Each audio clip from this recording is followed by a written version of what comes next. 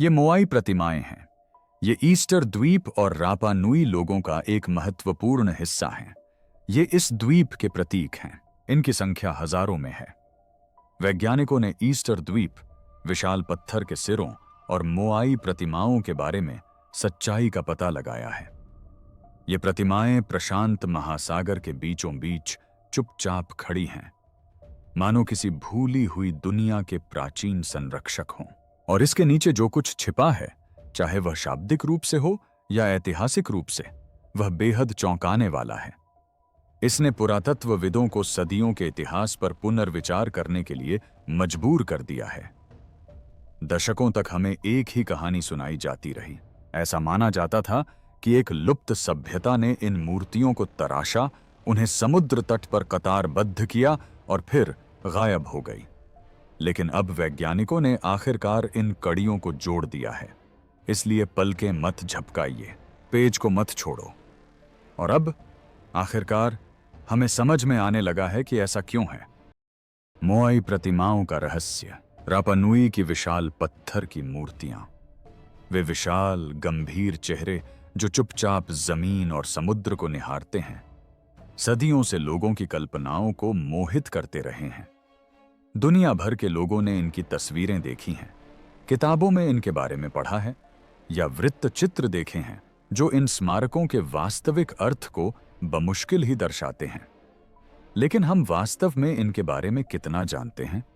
और क्या यह रोचक नहीं है कि पृथ्वी पर सबसे प्रतिष्ठित पुरातात्विक छवियों में से एक होने के बावजूद मोआई, रापा नुई भाषा में मूर्ति का असली नाम, के पीछे की सच्ची कहानी अभी पूरी तरह से समझ में आनी शुरू हुई है। जो भी इन्हें पहली बार देखता है, मोआई किसी प्राचीन रहस्य के रक्षक प्रतीत होते हैं। लेकिन रापा नुई लोगों के लिए ये मात्र मूर्तियां नहीं थीं, बल्कि इससे कहीं अधिक थीं। शोधकर्ताओं और पीढ़ियों से चली आ रही मौखिक परंपराओं के अनुसार इन विशाल मूर्तियों को 1250 से 1500 ईस्वी के बीच द्वीप के प्रारंभिक निवासियों द्वारा तराशा गया था। ये मूर्तियां न केवल कला का नमूना थीं, बल्कि उनके आध्यात्मिक और राजनीतिक जगत के गहरे प्रतीक भी थीं। लोगों का मानना था कि इन मूर्तियों में उनके पूर्वजों की आत्माएं निवास करती हैं, विशेषकर उन शक्तिशाली सरदारों की जो गुजर चुके थे। कुछ लोग सोच सकते हैं कि पत्थरों में आत्माएं कैसे समा सकती हैं, लेकिन रापा नुई लोगों के लिए यह अंधविश्वास नहीं, बल्कि एक पवित्र सत्य था। मोआई को पूजनीय पूर्वजों के जीवित चेहरे के रूप में देखा जाता था, जिसे उनकी भाषा में खूबसूरती से अरिंगा ओरा अता तापूना कहा जाता है। उनका मानना था कि जब किसी मुखिया की मृत्यु हो जाती थी, तो उनकी आत्मा गायब नहीं हो जाती थी, बल्कि उनके सम्मान में स्थापित मोआई में प्रवेश कर जाती थी और भूमि और लोगों की रक्षा करते हुए कृषि, उर्वरता और शांति का ध्यान रखती थी।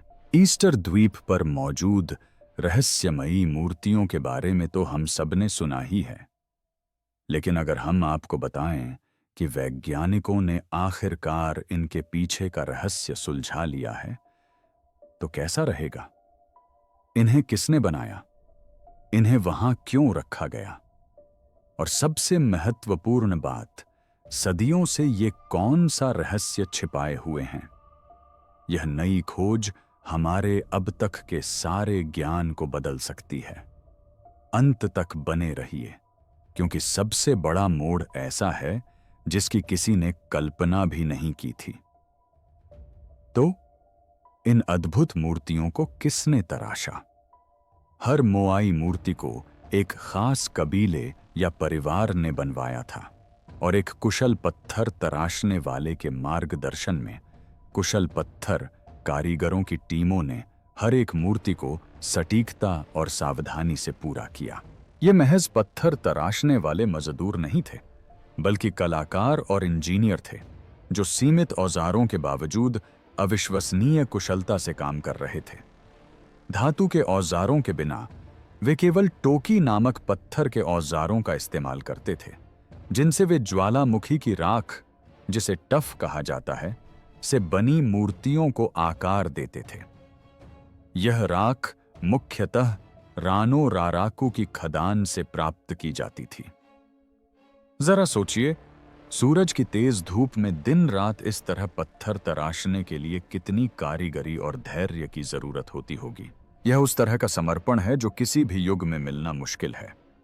और हालांकि दुनिया अक्सर इन मूर्तियों को ईस्टर द्वीप के सिर कहती है, लेकिन यह वास्तव में एक भ्रामक वर्णन है। क्या आप जानते हैं कि इनमें से अधिकांश मूर्तियों के पूरे शरीर हैं? जी हां, उनके सिर वास्तव में बड़े हैं, जो उनकी कुल ऊंचाई का लगभग 3/8वां हिस्सा है। लेकिन ये सिर्फ सिर नहीं हैं। अधिकांश मोआई मूर्तियां पूर्ण शरीर वाली आकृतियां होती हैं, जिनमें धड़, भुजाएं और हाथ शरीर के साथ सुव्यवस्थित रूप से जुड़े होते हैं।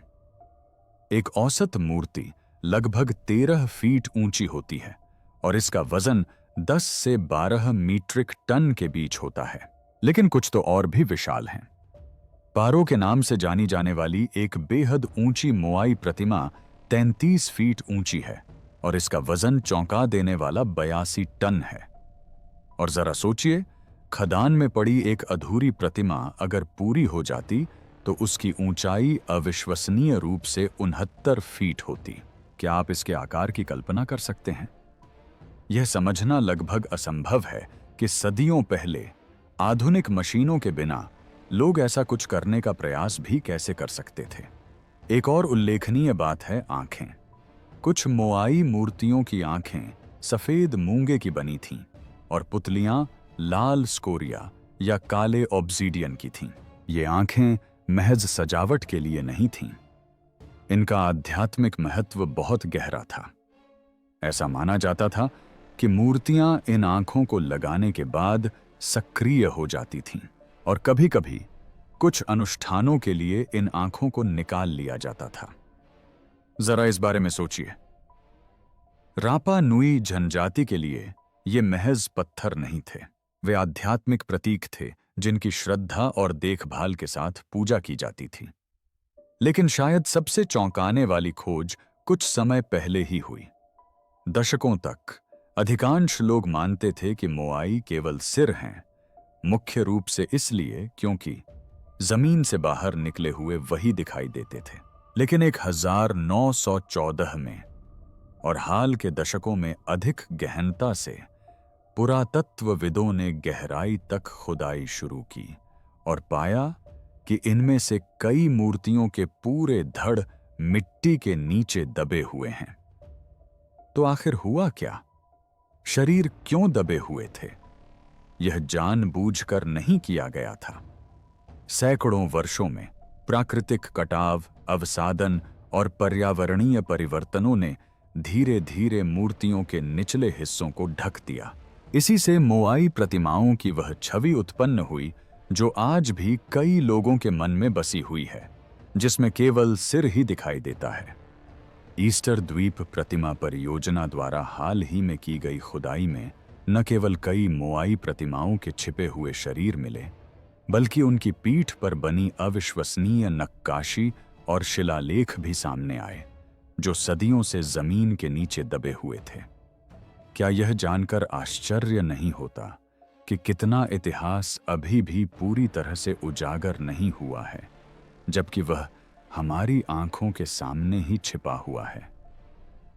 सदियों पहले तराशी गई ये प्रतिमाएं सुनने के इच्छुक लोगों को अतीत की कहानियां सुनाती रहती हैं, और आज भी हमारी तमाम तकनीक और शोध के बावजूद उनके अर्थ, उनके उद्देश्य और उन्हें बनाने वाली सभ्यता का पूरा परिप्रेक्ष्य अभी भी कुछ हद तक रहस्यमय बना हुआ है। लेकिन एक बात स्पष्ट है, मोआई मात्र किसी दूरस्थ द्वीप पर बिखरे हुए विशाल पत्थर नहीं हैं। ये उन लोगों के स्मारक हैं जिनकी गहरी आस्था थी, जिन्होंने पत्थरों में अपने पूर्वजों का सम्मान किया और एक ऐसी विरासत छोड़ी जो दुनिया भर में आश्चर्य और जिज्ञासा जगाती रहती है। मूर्तियों को कैसे स्थानांतरित किया गया? कई वर्षों तक पुरातत्व के सबसे रहस्यमय रहस्यों में से एक का संबंध एक बेहद असामान्य घटना से था। ईस्टर द्वीप के लोग आधुनिक उपकरणों की मदद के बिना मोआई नामक उन विशाल पत्थर की मूर्तियों को पूरे द्वीप में कैसे ले गए? जरा सोचिए। न पहिए, न क्रेन, न घोड़े, न बैल, बस सैकड़ों विशालकाय मूर्तियां, जिनमें से कुछ का वजन 90 टन तक था, उस खदान से मीलों दूर खड़ी थीं, जहां उन्हें तराशा गया था। प्राचीन द्वीपों के एक छोटे से समुदाय ने यह कैसे संभव कर दिखाया होगा? यह सवाल पीढ़ियों से शोधकर्ताओं और कल्पनाशील लोगों को आकर्षित करता रहा है। अब जब वैज्ञानिकों ने पहली बार यह जानने की कोशिश की कि ईस्टर द्वीप के मूल निवासी रापा नुई लोगों ने मोआई मूर्तियों को कैसे स्थानांतरित किया, तो उन्हें कई सिद्धांतों का सामना करना पड़ा। कुछ सिद्धांत तर्कसंगत थे, जबकि कुछ उतने तर्कसंगत नहीं थे। लोगों ने लकड़ी की स्लेज और लुढ़कते हुए लट्ठों से लेकर दैवीय हस्तक्षेप या यहां तक कि एलियंस तक हर तरह के अनुमान लगाए हैं। जी हां, एलियंस। एरिक वॉन डैनिकेन जैसे लेखकों सहित कुछ शुरुआती सिद्धांतकारों को पूरा विश्वास था कि मूर्तियों को आकार देने और स्थानांतरित करने में अलौकिक प्राणियों का हाथ था। क्यों? क्योंकि उनके अनुसार मूर्तियां इतनी परिपूर्ण, गणितीय रूप से सटीक, सुरुचिपूर्ण ढंग से सम्मित और विशाल थीं। क्या प्राचीन मनुष्य वास्तव में इन्हें अकेले बना सकते थे? यही सवाल लोग बार बार पूछते थे। लेकिन परग्रही पहलू जितना आकर्षक लगता है, उतने ही ऐसे लोग भी थे जो मानते थे कि असली कहानी कहीं अधिक यथार्थवादी और मानवीय थी। कुछ अधिक व्यावहारिक विचारों में से एक आम व्याख्या यह थी कि मोआई मूर्तियों को सपाट लिटाकर लकड़ी के रोलर्स पर बड़ी स्लेजों पर घसीटा गया था। लेकिन इससे भी सवालों के जवाब से कहीं ज्यादा सवाल खड़े हो गए। क्या द्वीप का पहाड़ी, ऊबड़ खाबड़ और पथरीला इलाका इस विधि को लगभग असंभव नहीं बना देता? इसके अलावा रापा नुई द्वीप समूह में पेड़ों की कोई कमी नहीं थी और कई शोधकर्ताओं का मानना है कि उस समय वनों की कटाई पहले से ही एक समस्या थी। तो वे अपने पारिस्थितिकी तंत्र को नष्ट किए बिना दर्जनों या सैकड़ों मूर्तियों को कैसे स्थानांतरित कर सकते थे? कुछ गणनाओं से पता चला कि इस विधि से एक मूर्ति को खींचने के लिए ही 150 से अधिक लोगों की आवश्यकता हो सकती थी। यह एक संभावित समाधान था, लेकिन यह बिल्कुल भी कारगर नहीं था। फिर सोच में एक बदलाव आया। क्या होगा यदि मूर्तियों को खींचने के बजाय उन्हें पैदल ही ले जाया जाए? पहली नजर में यह विज्ञान कथा या पौराणिक कथाओं की गलतफहमी जैसा लग सकता है, लेकिन 1980 के दशक में थॉर हेयरडाहल नामक एक खोजकर्ता और पावेल पावेल नामक एक इंजीनियर ने इस विचार का परीक्षण करने का निर्णय लिया। उन्होंने रस्सियों और स्वयंसेवकों के एक समूह की मदद से एक छोटी मूर्ति की प्रतिकृति को अगल-बगल हिलाया, लगभग जैसे किसी रेफ्रिजरेटर को फर्श पर सरकाया जाता है। सभी को आश्चर्य हुआ कि यह कारगर साबित हुआ। उनका अनुमान था कि एक बड़ी टीम इस हिलने डुलने की गति का उपयोग करके एक पूर्ण आकार की मोआई प्रतिमा को एक दिन में सैकड़ों फीट तक ले जा सकती है। फिर भी कुछ विशेषज्ञ संशय में थे। क्या वास्तव में रापा नुई जनजाति के लोग इसी तरह से इसे करते थे, या यह महज एक चालाकी भरा आधुनिक अनुकरण था? 2012 तक आते आते स्थिति पूरी तरह बदल गई। पुरातत्वविदों टेरी हंट और कार्ल लिपो ने इस सिद्धांत को और आगे बढ़ाने का फैसला किया। उन्होंने मोआई प्रतिमा की 5 टन की कंक्रीट की प्रतिकृति बनाई और चलने के सिद्धांत का और अधिक कड़ाई से परीक्षण करने के लिए निकल पड़े।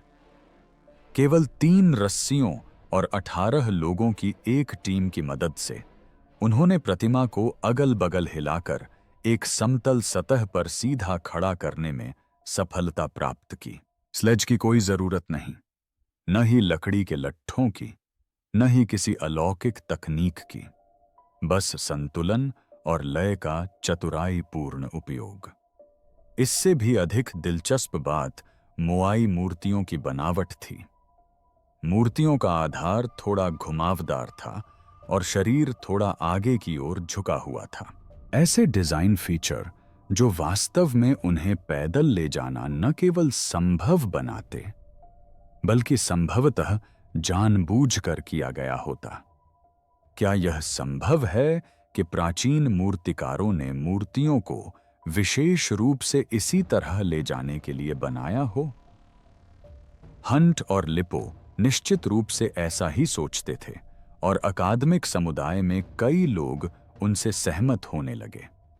जो कभी एक जादुई करतब लगता था, अब भौतिकी और चतुर इंजीनियरिंग द्वारा समर्थित था। लेकिन अब असली दिलचस्प बात सामने आती है। पीढ़ियों से रापा नुई लोग कहानियां सुनाते आ रहे थे कि मोआई मूर्तियां रस्सियों या शारीरिक बल से नहीं, बल्कि अलौकिक शक्ति से हिलती थीं। उनकी मौखिक परंपराओं में कहा जाता था कि ये मूर्तियां स्वयं चलती थीं, मानो नामक आध्यात्मिक शक्ति या दिव्य ऊर्जा की सहायता से। कुछ कहानियों में टुकु इहू नामक एक सरदार का जिक्र है, जिसके पास देवता माके द्वारा प्रदत्त शक्तियों का उपयोग करके मूर्तियों को नियंत्रित करने की क्षमता थी।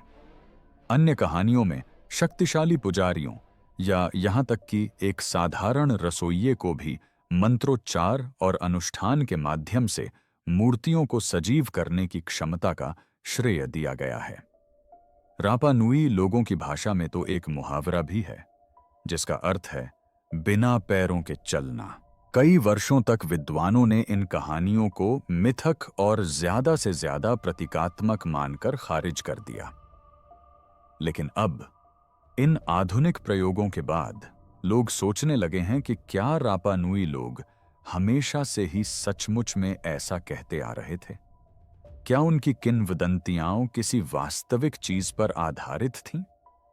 जब आप इन सभी बातों को एक साथ देखते हैं, चलने का सिद्धांत, मूर्तियों का चतुर डिजाइन, विधि की दक्षता और प्राचीन कथाएं, तो यह स्पष्ट हो जाता है कि यह महज एक संयोग या संयोग नहीं था। यह इंजीनियरिंग थी। यह पीढ़ियों से चली आ रही सांस्कृतिक जानकारी थी, जो पाठ्य पुस्तकों या मानचित्रों में नहीं, बल्कि गीतों, कहानियों और अनुष्ठानों में संरक्षित थी। क्या यह आश्चर्यजनक नहीं है कि हमारे पूर्वज कितना कुछ जानते थे, यहां तक कि उन उपकरणों के बिना भी जिन्हें हम आज आसानी से उपलब्ध मानते हैं? इसलिए अंततः जो कभी एक अनसुलझा रहस्य प्रतीत होता था, वह मानवीय रचनात्मकता और लचीलेपन का एक सशक्त उदाहरण बन गया है। मोआई प्रतिमाएं किसी परग्रही की सहायता से द्वीप के पार नहीं उड़ी थीं। उन्हें इसकी जरूरत नहीं थी। वे रस्सियों, लय और संतुलन, भौतिकी और आध्यात्मिकता की गहरी समझ के सहारे चलते रहे। और शायद यही सबसे बड़ी खोज है कि ईस्टर द्वीप के लोगों को तारों से बचाने के लिए किसी की जरूरत नहीं थी। उनके पास पहले से ही जमीन पर सब कुछ मौजूद था, ज्ञान, आस्था और समुदाय। इससे अधिक शक्तिशाली और क्या हो सकता है? और यही हमें एक सचमुच विस्मयकारी विषय पर ले जाता है। जिस तरह से तिवानाकू के इंजीनियरों ने पुमापुंकू में पवित्र ज्यामिति को उकेरा, सजावट के रूप में नहीं, बल्कि एक गुप्त संदेश के रूप में, उन बुद्धिमान लोगों के लिए जो इसे देख सकें। मेरा विश्वास कीजिए, जो आप सीखने वाले हैं वह प्राचीन दुनिया के प्रति आपके दृष्टिकोण को हमेशा के लिए बदल देगा।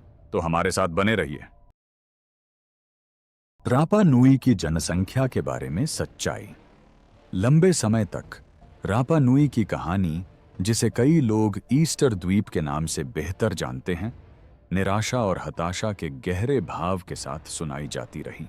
लोगों ने सुना था कि एक समय यह द्वीप विशाल जनसंख्या से भरा हुआ था, जिसकी आबादी बहुत तेजी से बढ़ी, जिसके कारण पर्यावरण का विनाश हुआ, अकाल पड़ा और अंततः एक ऐसा समुदाय बना जिसने स्वयं अपने पतन का कारण बना।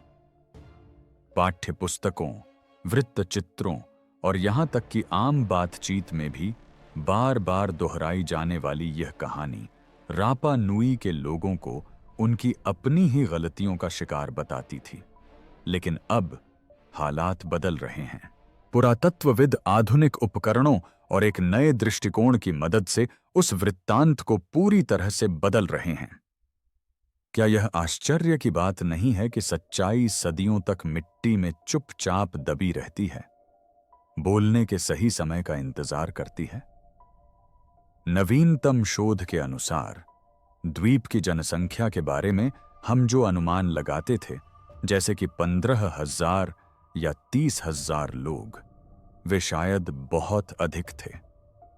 अधिक सटीक पुरातात्विक साक्ष्यों पर आधारित नए अध्ययन बताते हैं कि वास्तविक संख्या बहुत कम थी, अपने चरम पर लगभग 3,000 से 4,000 व्यक्ति।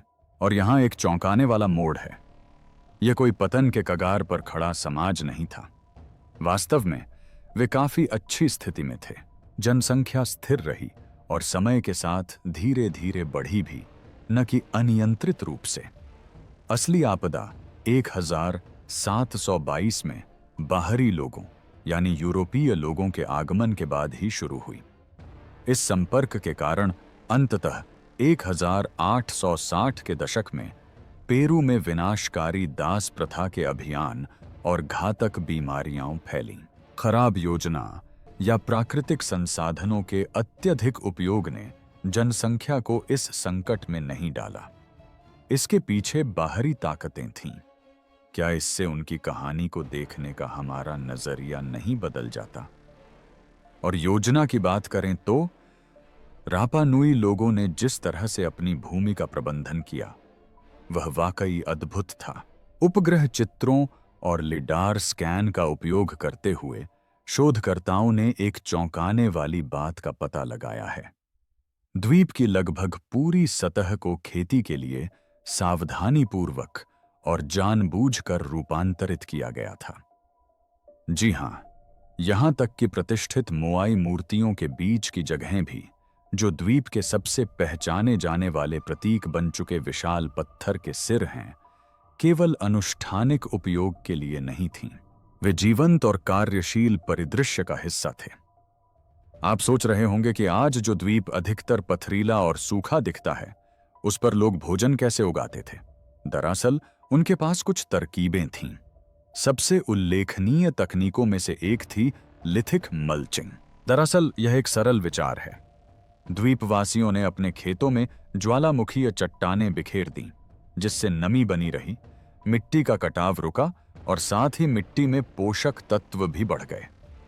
उन्होंने मनवाई नामक पत्थर के बगीचे भी बनाए, जो गोलाकार पत्थर के घेरे थे और लघु ग्रीन हाउस का काम करते थे। इन संरचनाओं ने हवा को रोका, नमी को बनाए रखा और फसलों के लिए बेहतर वातावरण बनाया। यह सोचना वाकई आश्चर्यजनक है कि कैसे इन लोगों ने इतने कठिन वातावरण में रहते हुए जमीन को अपने फायदे के लिए इस्तेमाल करने के तरीके खोज निकाले, न कि नुकसान के लिए। और यहीं से कहानी और भी दिलचस्प हो जाती है। ज्वालामुखी से निर्मित होने के कारण रापा नुई की मिट्टी पोषक तत्वों से भरपूर है। रापा नुई के निवासियों की तरह सावधानीपूर्वक प्रबंधन करने पर यह कई पीढ़ियों तक कृषि के लिए उपयुक्त है। द्वीपवासी न केवल वहां जीवित रहे, बल्कि उन्होंने खूब तरक्की भी की। उन्होंने अपनी जमीन को बर्बाद नहीं किया। उन्होंने उस पर सावधानीपूर्वक, प्रेमपूर्वक काम किया और यह सफल रहा। यहां रुककर यह सवाल पूछना जरूरी है कि पतन और विनाश की वह पुरानी कहानी इतने लंबे समय तक क्यों बनी रही? शायद इसलिए कि यह एक अच्छी चेतावनी भरी कहानी थी, या शायद यह मानना आसान था कि लोग अपनी गलतियों के कारण असफल हुए, बजाय इसके कि उपनिवेशवाद, गुलामी और बाहरी लोगों द्वारा लाई गई बीमारियों की कठोर सच्चाई को स्वीकार किया जाए। लेकिन इस नई समझ के साथ रापा नुई अब केवल पारिस्थितिक आपदा का प्रतीक नहीं रह गए हैं। वे एक अधिक शक्तिशाली राष्ट्र बन गए, एक ऐसा राष्ट्र जिसने अनुकूलन किया, नवाचार किया और एक ऐसी जगह पर सफलता प्राप्त की जिसे कई लोग रहने लायक नहीं मानते। तो इन सब से हमें क्या सीख मिलती है? शायद अब समय आ गया है कि हम उन कहानियों पर पुनर्विचार करें जो हमें सुनाई गई हैं, विशेषकर उन कहानियों पर जो प्राचीन समुदायों को उन आपदाओं के लिए दोषी ठहराती हैं जो उन्होंने उत्पन्न नहीं की। रापा नुई के लोगों ने विशाल मूर्तियों से कहीं अधिक विरासत छोड़ी है। उन्होंने दृढ़ता, बुद्धिमत्ता और पर्यावरण के प्रति गहरी जागरूकता की विरासत छोड़ी है। और अब अंततः उस विरासत को वह पहचान मिल रही है जिसकी वह हकदार है। क्या यह समय नहीं है कि हम धरती और अतीत की बातों को थोड़ा और ध्यान से सुनें? न केवल मिथकों को, बल्कि धरती, खंडहरों और सदियों से चली आ रही ज्ञान की बातों को भी। क्योंकि असली सवाल जो हमें पूछना चाहिए वह यह नहीं है कि उन्होंने क्या नष्ट किया, बल्कि यह है कि वास्तव में इस पतन का कारण क्या था। बने रहिए, क्योंकि सच्चाई आपके अब तक के सारे ज्ञान को बदल सकती है।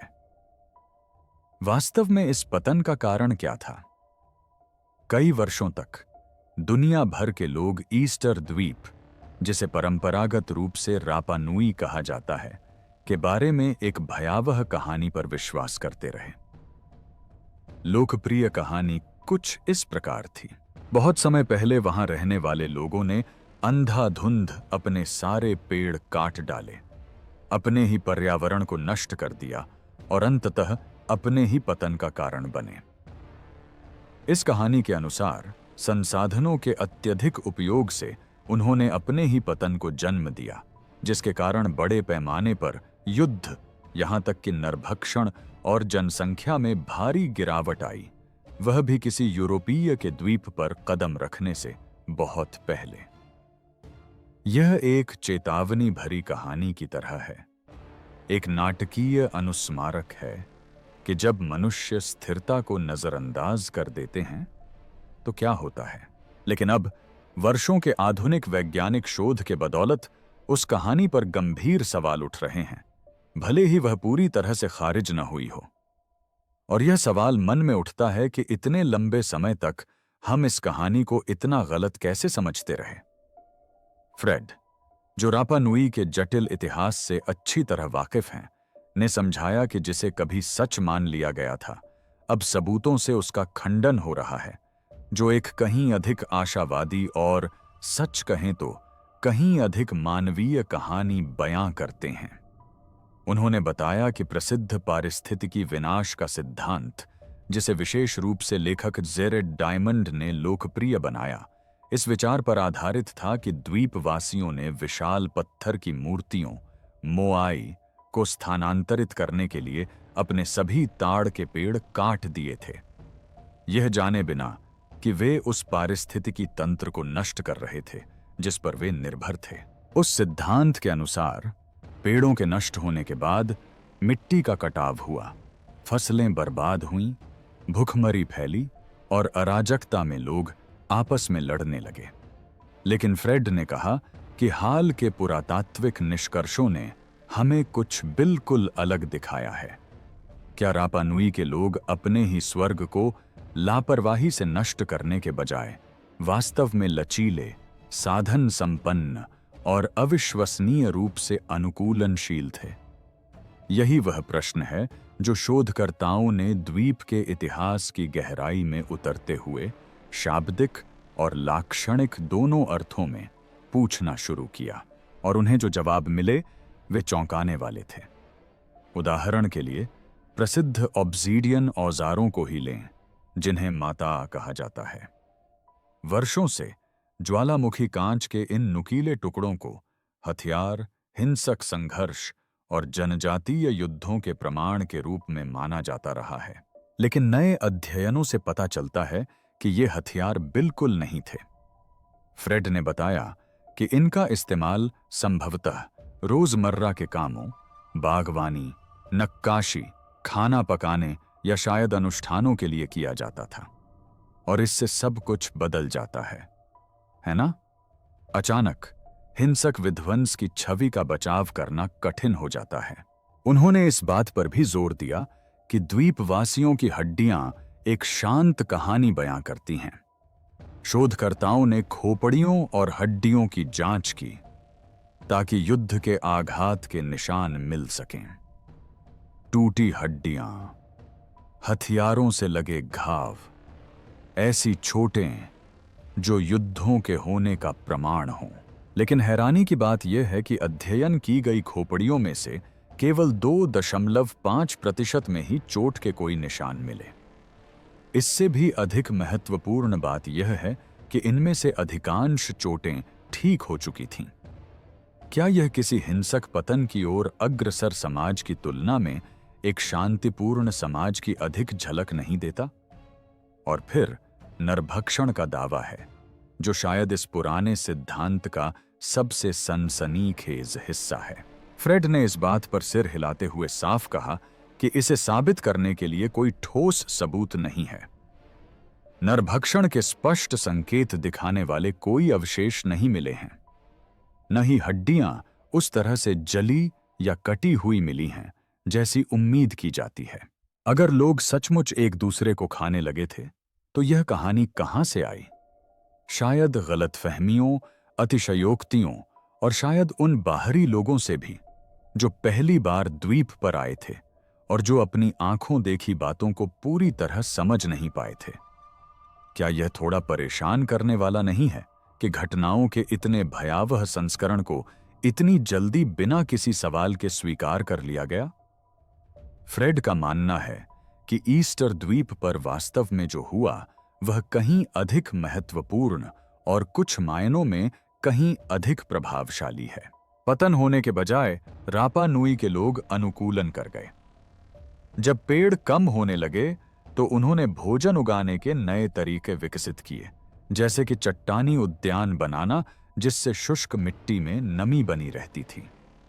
जब अंततः यूरोपीय खोजकर्ता वहां पहुंचे तो द्वीप की जनसंख्या कम थी, लेकिन इसका कारण आत्मविनाश से कहीं अधिक बीमारियां, दास्ता और जबरन विस्थापन था। क्या यह अधिक तर्कसंगत नहीं लगता कि जनसंख्या में गिरावट के लिए आंतरिक पतन की तुलना में बाहरी कारक अधिक जिम्मेदार थे? तो फिर पर्यावरण विनाश का सिद्धांत इतने लंबे समय तक क्यों कायम रहा? फ्रेड को संदेह है कि इसका कारण यह था कि यह एक सुविधाजनक सबक था, एक नाटकीय कहानी जो अत्यधिक उपभोग और पर्यावरण विनाश के खतरों के बारे में एक आधुनिक दृष्टांत के रूप में काम करती थी। ऐसा नहीं है कि वे सबक मूल्यवान नहीं हैं, लेकिन शायद हमने उन्हें गलत लोगों पर लागू किया। शायद अपनी बात साबित करने की जल्दबाजी में हमने वास्तविक सबूतों को नजरअंदाज कर दिया और रापा नुई को गलत तरीके से चित्रित किया। क्या यह थोड़ा विडंबनापूर्ण नहीं है? एक काल्पनिक पतन का उपयोग दूसरों को यह सिखाने के लिए करना कि कैसे पतन से बचा जाए। अंत में फ्रेड ने कहा कि उन्हें उम्मीद है कि लोग ईस्टर द्वीप को विफलता की चेतावनी के रूप में नहीं, बल्कि जीवित रहने की एक शक्तिशाली कहानी के रूप में देखना शुरू करेंगे। यूरोपीय बीमारियों और दास प्रबंधों के प्रभाव के कारण ईस्टर द्वीप, जिसे रापा नुई के नाम से भी जाना जाता है, के पतन को आत्मविनाश की कहानी मानना आसान है, जिसमें लोगों ने अंधाधुंध अपने ही पेड़ों को काटकर अपनी संस्कृति को नष्ट कर दिया। लंबे समय तक यही सिद्धांत प्रचलित रहा, लेकिन जैसे जैसे आधुनिक विज्ञान इस मामले की गहराई में जाता है, एक बिल्कुल अलग और कहीं अधिक हृदय विदारक सच्चाई सामने आती है, जो द्वीपवासियों से दोष हटाकर सीधे उपनिवेशवाद, गुलामी और बीमारियों की ताकतों पर डालती है। इतिहासकारों का मानना है कि असली आपदा पेड़ों की कटाई या मूर्ति निर्माण से शुरू नहीं हुई थी। इसकी शुरुआत दिसंबर 1862 में हुई थी, जब पेरू के गुलाम लुटेरे द्वीप पर उतरे थे। उस भयावहता की कल्पना कीजिए। अजनबी लोग जहाजों से आए, सैकड़ों लोगों को अगवा कर लिया, परिवारों को तोड़ फोड़ दिया और उन्हें जबरन मजदूरी के लिए समुद्र पार घसीट कर ले गए। रापा नुई द्वीप की लगभग आधी आबादी यानी लगभग 1400 लोगों को ले जाया गया। जो लोग पेरू की उस क्रूर यात्रा से बच गए, उन्हें अमानवीय परिस्थितियों का सामना करना पड़ा जो समय के साथ और भी बदतर होती चली गईं। कई लोग तपेदिक, चेचक और पेचिश जैसी जानलेवा बीमारियों की चपेट में आ गए। और किस लिए? गन्ने के बागानों के लिए, खानों के लिए। जो बच गए उन्हें या तो काम करते करते मौत के घाट उतार दिया गया या शिविरों में फैल रही बीमारियों से उनकी मृत्यु हो गई। अंततः दुनिया ने इस ओर ध्यान दिया। यूरोप और अन्य देशों में विरोध प्रदर्शन भड़क उठे। बढ़ते दबाव के आगे झुकते हुए पेरू को मजबूरन बचे हुए कुछ रापा नुई लोगों को उनकी मातृभूमि लौटाना पड़ा। लेकिन इस बचाव अभियान में एक क्रूर मोड़ भी आया। बचे हुए लोग अनभिज्य और असुरक्षित होने के कारण अपने साथ द्वीप पर नई बीमारियां लेकर आए। चेचक, तपेदिक आदि जैसी ये बीमारियां रापा नुई लोगों में तेजी से फैल गईं, जिनमें प्राकृतिक प्रतिरोधक क्षमता नहीं थी। बीमार पड़ने वाले लोग केवल कुछ ही नहीं थे, यह हर किसी के साथ हुआ। बीमारी और शोक के बोझ तले समुदाय बिखर गए। जनसंख्या इतनी तेजी से घटी कि 1877 तक द्वीप पर केवल 111 रापा नुई ही बचे थे। जरा इस संख्या पर गौर कीजिए। हजारों से घटकर 100 से कुछ ज्यादा रह गई। कोई संस्कृति इस तरह के नुकसान से कैसे उबर सकती है? फिर भी कई वर्षों तक लोग इस धारणा से चिपके रहे कि रापा नुई लोगों ने खुद को नष्ट किया, कि वे किसी न किसी तरह अपने पतन के लिए स्वयं जिम्मेदार थे। उनका कहना था कि द्वीपवासियों ने अपनी ही जमीन से वनों को काट डाला, अपने संसाधनों को खत्म कर दिया और फिर आपस में ही युद्ध छेड़ दिया। यह एक ऐसी कहानी है जो औपनिवेशिक अपराध बोध से ध्यान हटाने का सुविधाजनक तरीका है। लेकिन हाल के वैज्ञानिक अध्ययन एक बिल्कुल अलग और कहीं अधिक सटीक कहानी बयां कर रहे हैं। आधुनिक आनुवंशिक अनुसंधान की बदौलत वैज्ञानिकों ने द्वीप से मिले प्राचीन अवशेषों का अध्ययन किया है और ठोस सबूत पाए हैं। डीएनए विश्लेषण से पता चलता है कि यूरोपियों के आगमन से पहले जनसंख्या में कोई खास गिरावट नहीं आई थी। इसके विपरीत रापा नुई की जनसंख्या द्वीप पर पहली बस्ती बसने के बाद लगातार बढ़ती ही गई और सदियों तक अपने एकांत पारिस्थितिकी तंत्र में फलती फूलती रही। तो फिर पतन का सिद्धांत कहां से आया? ऐसा लगता है कि यह गलत व्याख्याओं और शायद एक नाटकीय स्वयं निर्मित त्रासदी की कहानी गढ़ने की इच्छा से उपजा है। लेकिन विज्ञान झूठ नहीं बोलता। इस संशोधित इतिहास को पुरातत्व से भी बल मिलता है। ईस्टर द्वीप की पहचान बन चुकी विशाल पत्थर की मूर्तियों मोआई के अध्ययन से पता चलता है कि 1722 में यूरोपीय लोगों के पहली बार संपर्क करने के बाद भी इनका निर्माण जारी था। मोआई प्रतिमाओं के चबूतरे की रेडियो कार्बन डेटिंग से पता चलता है कि निर्माण कार्य 1800 के दशक तक जारी रहा, जो कि कथित पतन के काफी बाद का समय है। यदि समाज सचमुच बिखर गया था, तो इन विशाल स्मारकों का निर्माण कौन कर रहा था? क्या यह मानना अधिक तर्कसंगत नहीं होगा कि यह एक ऐसा समुदाय था जो बाहरी खतरों के बावजूद भी सक्रिय था, सृजन कर रहा था? तो इन सब बातों से हम कहां पहुंचते हैं? इस संशोधित कहानी का हम क्या अर्थ निकालें? एक बात तो यह है कि यह हमें इतिहास, विशेषकर स्वदेशी लोगों के इतिहास के बारे में बात करने के तरीके पर पुनर्विचार करने के लिए मजबूर करती है। रापा नुई का पतन कुप्रबंधन के कारण नहीं हुआ था। वे उन ताकतों से तबाह हो गए जिन पर उनका कोई नियंत्रण नहीं था, जैसे कि विदेशी बीमारियां, गुलामी और उपनिवेशवाद के दुष्परिणाम। तथाकथित पारिस्थितिक विनाश का सिद्धांत पीड़ितों को ही उनके कष्टों के लिए अनुचित रूप से दोषी ठहराता है। क्या यह विश्व इतिहास के अन्य अध्यायों में भी भयावह रूप से मिलता जुलता नहीं लगता? सच्चाई यह है कि रापा नुई के लोग साधन संपन्न, संगठित और अपने पर्यावरण से गहराई से जुड़े हुए थे। उन्होंने पृथ्वी के सबसे दूरस्थ द्वीपों में से एक पर सैकड़ों वर्षों तक एक स्थायी जीवन शैली बनाए रखी। उन्होंने एक जीवंत संस्कृति का निर्माण किया, अद्भुत कलाकृतियां गढ़ीं और अपने सीमित संसाधनों का बुद्धिमानी से प्रबंधन किया। दुखद पतन का कारण आंतरिक नहीं, बल्कि बाहरी लोगों का हिंसक आगमन था। यह सिर्फ ऐतिहासिक तथ्यों को सही करने का मामला नहीं है। यह रापा नुई लोगों के लचीलेपन का सम्मान करने और उनके द्वारा झेले गए गहरे अन्याय को स्वीकार करने का मामला है। बल्कि यह नई समझ, सम्मान और सहानुभूति की भावना को और अधिक बढ़ावा देगी। आखिर कितने छोटे अलग थलग समुदाय उन सब मुश्किलों से बच पाए होंगे जो उन्होंने झेली। तो अगली बार जब कोई उस पुरानी कहानी को दोहराए कि एक समुदाय ने खुद को ही नष्ट कर लिया, तो शायद यह पूछना उचित होगा कि वास्तव में विनाश किसने किया और सच कौन बोल रहा है।